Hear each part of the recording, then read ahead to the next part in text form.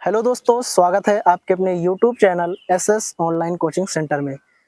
दोस्तों, आज की इस वीडियो में मेरे साथ में है कोमल।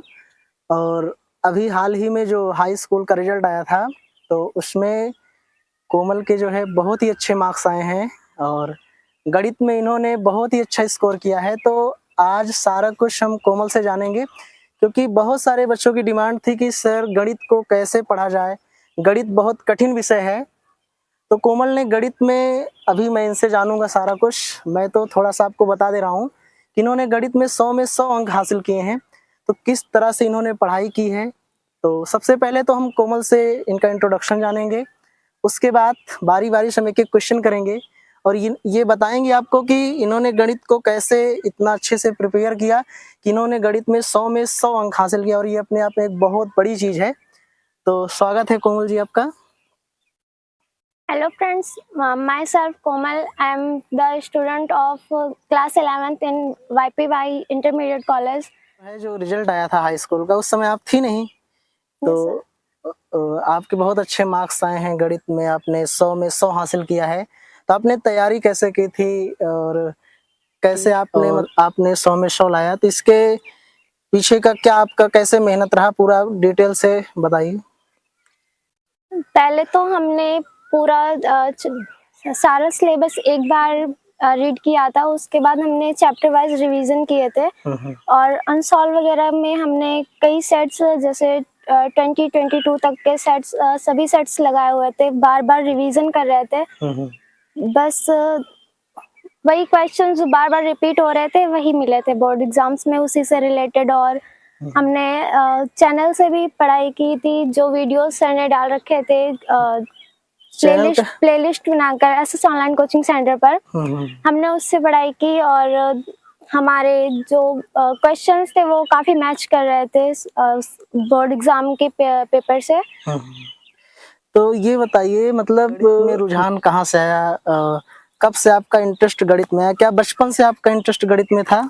नहीं, हमारा मैथ में इंटरेस्ट 8th क्लास से हुआ था, जब हम बी में 8th बी में थे। उसके बाद जब हम लोग 8th ए में आए, तो पहले हमें प्रदीप सर पढ़ाते थे, तो फिर सुनील सर पढ़ाने लगे। उसके बाद फिर धीरे धीरे मैथ में ट्रिक्स वगैरह पढ़ते हुए मैथ्स में इंटरेस्ट बढ़ गया। उसके बाद 9th में फिर और इंक्रीजिंग हुई, और फिर पहले 9th तक मैं मैथ सेकंड से बहुत डर लगता था। जैसे मेंसुरेशन हो गया, उसमें फॉर्मूलाज याद नहीं होते थे, रटते थे फिर भी भूल जाते थे। और फिर 9th में सर ने मेंसुरेशन पढ़ाया। उसके बाद फिर सारे फॉर्मूलाज इतने अच्छे से कवर कराए गए कि फिर वो भूलना ही नहीं हुआ। तो 9th से फिर ज़्यादा इंटरेस्ट हो गया मैथ में।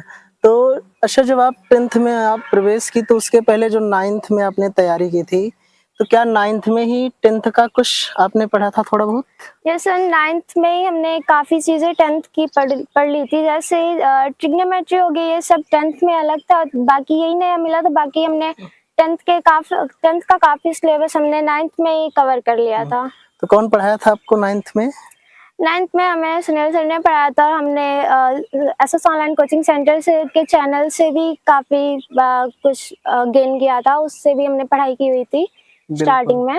तो फिर अच्छा, सेकंड मैथ से डर लगता था, तो कब से मतलब आपको फिर लगा कि बहुत इजी है सेकंड मैथ? सेकंड मैथ जब हमने 9th में मेंसुरेशन पढ़ा, उसके बाद फिर सेकंड मैथ भी अच्छी लगने लगी थी। फिर 10th में ऐसा हुआ कि जो हमें सेकंड मैथ सर पढ़ाते थे वो लोग कहीं और पढ़ाने लगे। फिर सुनील सर ने हमें पूरा मैथ सेकंड भी पढ़ाया था, फर्स्ट भी पढ़ाया था, तो तब से ज़्यादा इंटरेस्ट हो गया फिर मैथ सेकंड में भी। हाँ, और मैं वैसे भी क्लास में ही बोलता था कि अगर आप लोग मेहनत करोगे तो बहुत सारे बच्चों के 100 में 100 आ सकते हैं। Yes, और कई सारे बच्चों के आए थे, 2 3 4 बच्चों के 100 में 100 आए थे। तो हमने पढ़ाया तो सबको था। yes. बहुत सारे बच्चे थे क्लास में, लेकिन कुछ ही बच्चों के 100 में 100 आए। तो आप इस मतलब कैसे, मतलब कितने देर गणित लगाते थे, कितना देर तक पढ़ते थे घर में, मैथ को कितना समय देते थे? मैथ मैथ एक प्रैक्टिस बेस्ड सब्जेक्ट है। इसमें जितनी ज़्यादा प्रैक्टिस होगी उतना ही अच्छा होगा। बाकी मैथ में कम से कम 3 4 घंटे मैथ को देने पड़ते हैं। बाकी जितने ज़्यादा आप उसको सॉल्व करेंगे, एक ही क्वेश्चन को जितनी बार सॉल्व करेंगे, जितना अच्छे से समझ के करेंगे, वो उतना आपको ईजिली समझ आएगा। और मैथ में एक चीज़ और है, आप फ्रेंडली किसी को पढ़ाइए तो उसको ज्यादा समझ में आता है। कैसे मतलब जैसे होता है कि कुछ बच्चे डर जाते हैं कि हम ये पूछेंगे क्वेश्चन तो सर बताएंगे कि नहीं बताएंगे, या फिर डरते रहते हैं पूछने से, तो पूछ लेना चाहिए किसी भी क्वेश्चन को, अच्छा, डरना नहीं चाहिए। एक चीज है, क्लास में तो आप पूछती नहीं थी बहुत ज्यादा?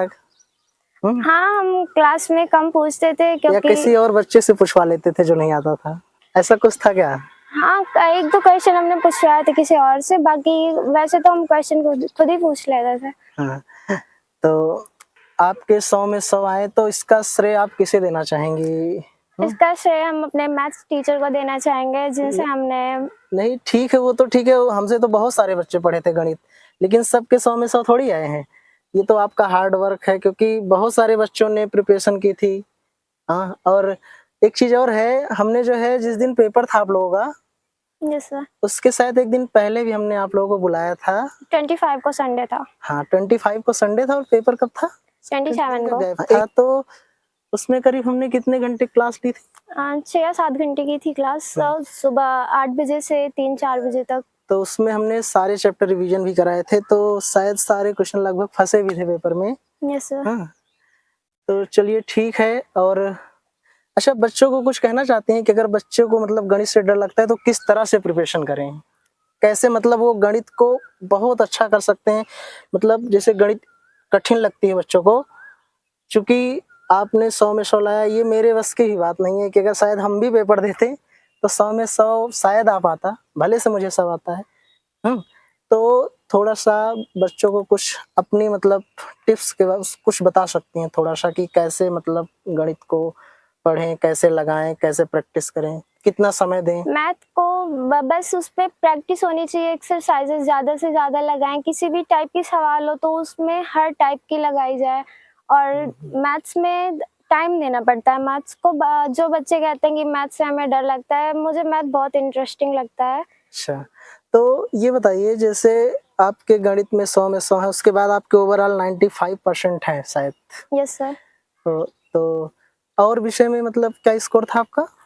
मेरा हिंदी में 95 था, हाँ। उसमें सोशल साइंस में भी 95 था, इंग्लिश में 97 था, और साइंस में 93 था, मैथ्स में 100 था, और आर्ट्स में 90 थे। चलिए ठीक है कोमल, बहुत बहुत थैंक यू सो मच आपका। तो हम अपने सभी टीचर्स को थैंक यू कहना चाहते हैं कि सबने हमें इतने अच्छे से पढ़ाया कि हमारे 95% आए हैं, तो thank you so much my our teachers. अच्छा, खुश हो 95% से? यस, हम बहुत खुश हैं 95 से। हाँ? क्या और आना चाहिए था? नहीं, आने की बात नहीं है, बस हमने किया जो, अब उसमें जो टीचर्स ने चेक किया होता है, कभी कभी गलत कॉपियां भी चेक हो जाती हैं, तो बस हम 95 आया है, ठीक है। अब आने को तो और भी आ सकते थे, पर जब जो नहीं आया तो ठीक है, नहीं आया कोई बात नहीं है। तो हमारे ऑडियंस को क्या कहना चाहेंगे कि अगर वो अपनी गणित को इम्प्रूव करना चाहते हैं तो कहाँ से अपनी गणित को अच्छे तरीके से पढ़ सकते हैं? अगर आप लोगों को गणित, अपनी मैथ्स को ज़्यादा इम्प्रूव करना है तो आप एसएस ऑनलाइन कोचिंग सेंटर से पढ़ सकते हैं, या फिर आप अगर ऑफलाइन भी पढ़ना चाहते हैं तो सर ऑफलाइन भी पढ़ाते हैं। आप अभी तो बहरहाल ऑफलाइन क्लास हमारी बंद है, क्योंकि ऑनलाइन पे हम काम करेंगे बहुत अच्छे से। तो जो हमारे ऑडियंस देख रहे हैं इस वीडियो को, अगर आप लोग गणित में अच्छा स्कोर करना चाहते हैं तो ऐसे भी हमने करीब 75 वीडियोस हमने प्लेलिस्ट बना के रख दी है, और हमने उसमें 100 वीडियो की बात की थी, बट 75 वीडियो में ही लगभग सिलेबस कवर हो गया था। लेकिन अभी फिर से क्लास चलेगी, ठीक है? तो आप सभी लोग अच्छे से अपनी प्रिपरेशन कर सकते हैं और गणित में बहुत अच्छा स्कोर कर सकते हैं। मतलब जिसको गणित में कुछ भी नहीं आता, केवल अगर आपको नंबर पता है 1 2 3 4 और प्लस माइनस गुणा भाग, तो आप गणित को बहुत आसान तरीके से सीख सकते हैं। जैसे कोमल ने करके दिखाया, क्यों? Yes sir. पहले तुमको जोड़ घटाना आता था? नहीं। चलिए ठीक है, बचपन में किसको आएगा? बचपन में किसको आएगा, बात सही है। तो थैंक यू सो मच आप सभी लोगों का, दिल से धन्यवाद। और इसी तरह आपको अभी और भी सारे वीडियोस देखने को मिलेंगे बारी बारी से। तो जय हिंद, वंदे मातरम।